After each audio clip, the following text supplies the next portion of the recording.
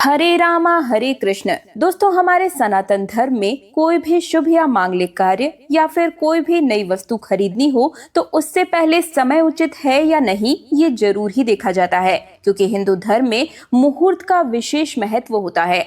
ज्योतिष शास्त्रों के अनुसार कई ऐसे नक्षत्र होते हैं जिनमें कोई भी कार्य करना बेहद शुभ माना जाता है, लेकिन वहीं कुछ ऐसे नक्षत्र भी होते हैं जिनमें किसी भी विशेष कार्य को करना बिल्कुल ही वर्जित होता है, जैसे कि धनिष्ठा, शतभिषा, पूर्वा भाद्रपद, उत्तरा भाद्रपद और रेवती भी ऐसे ही नक्षत्रों में गणना की जाती है।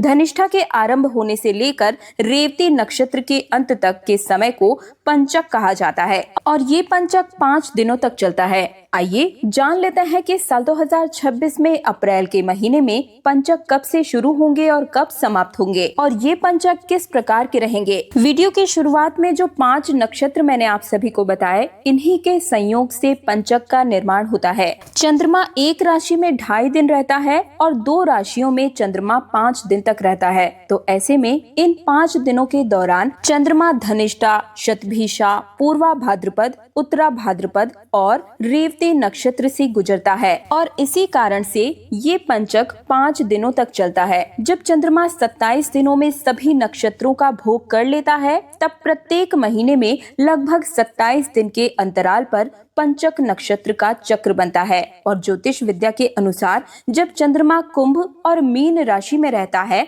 उस समय को पंचक कहा जाता है। यानी कि इन 5 दिनों के दौरान हमें कोई भी शुभ या मांगलिक कार्य नहीं करने होते हैं।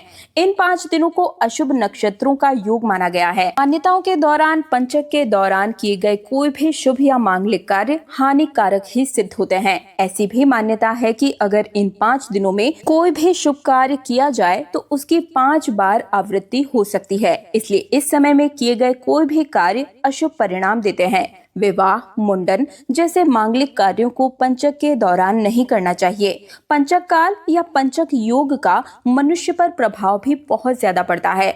दिनों के अनुसार पंचकों के नाम भी निर्धारित होते हैं, जैसे कि रविवार के दिन से अगर पंचक प्रारंभ हो रहे हैं तो ये पंचक रोग पंचक कहलाते हैं। सोमवार से शुरू होने वाला पंचक राज पंचक, मंगलवार से शुरू होने वाला पंचक अग्नि पंचक, शुक्रवार से शुरू होने वाले पंचक चोर पंचक और शनिवार के दिन से प्रारंभ होने वाले पंचक मृत्यु पंचक के नाम से जाने जाते हैं। इसके अलावा बुधवार या गुरुवार के दिन से शुरू होने वाले पंचक सामान्य पंचक कहलाते हैं, जिनमें जो 5 कार्य होते हैं जो कि पंचक के दिनों में करने से पूरी तरह से हमें बचना चाहिए। उनके अलावा सभी कार्य जो सामान्य पंचक है उस दौरान आप कर सकते हैं। पंचक के दिनों में विवाह, मुंडन, नामकरण संस्कार बिल्कुल ही वर्जित माने जाते हैं। इन कार्यों को पंचक काल के समय करने की बिल्कुल मनाही होती है। दक्षिण दिशा की तरफ यात्रा करने से, भ्रमण करने से भी इस दौरान बचना चाहिए। और अगर आपको इस दिशा में जाना आवश्यक है तो फिर आप हनुमान जी की पूजा करके हनुमान जी को भोग लगाकर और उनके भाई गतिमान का नाम लेते हुए फिर आप दक्षिण दिशा की ओर यात्रा कर सकते हैं।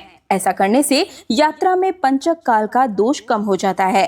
पंचक काल के दौरान अगर किसी की मृत्यु हो जाती है तो उसके अशुभ प्रभाव से बचने के लिए शव के साथ 5 पुतले बनाकर शव के साथ ही दाह संस्कार किया जाता है। ये पुतले आटे या फिर कुशा के भी हो सकते हैं। इन 5 पुतलों का विधिवत दाह संस्कार किया जाता है, जिससे कि मृत्यु पंचक का दोष दूर या फिर कम हो सके।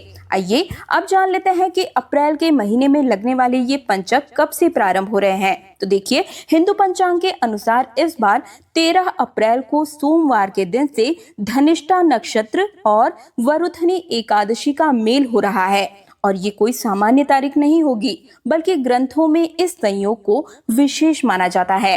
पंचांग के अनुसार 13 अप्रैल दिन सोमवार को पंचक सुबह 3:44 से प्रारंभ हो जाएंगे और इस दिन दोपहर में 4:04 तक धनिष्ठा नक्षत्र रहेगा और इसके बाद से शतभिषा नक्षत्र प्रारंभ हो जाएगा और सोमवार के दिन शुरू होने वाला ये पंचक राज पंचक कहलाता है और पंचक की समाप्ति होगी 17 अप्रैल को दोपहर 12:02 पर।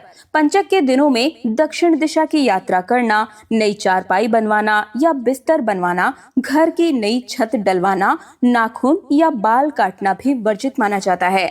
इस बार पंचक के दिनों में वरुथनी एकादशी, प्रदोष व्रत, मासिक शिवरात्रि और बैसाख की अमावस्या भी पड़ने वाली है।